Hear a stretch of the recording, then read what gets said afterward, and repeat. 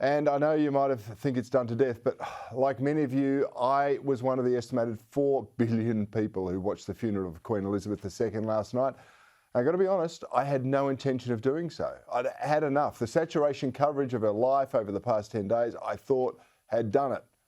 But then I walked into the room, I saw the proceedings begin, and I became enthralled by the spectacle, the pomp, the sheer majesty of the occasion. And I saw the streets of London, which is a city I'm reasonably familiar with, through a different lens, and I was simply in awe of the millions who turned out to pay their respects to someone, most of whom they had never met.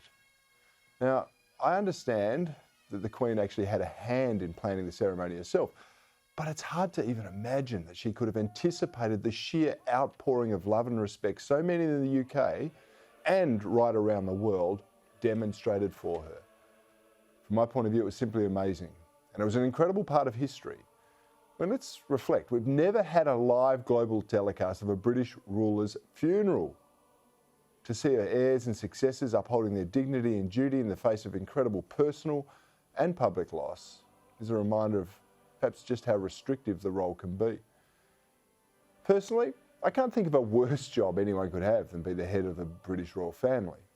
To my mind, it would be one of the toughest gigs in the world, filled with mind-numbing tedium and incredible constraint.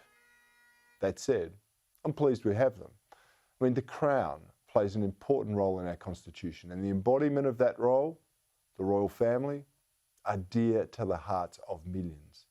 Events of this last week are testament to that. Let's remember, we've never actually had anyone in history quite like Queen Elizabeth II. I think it's unlikely we'll ever see such selfless service ever again.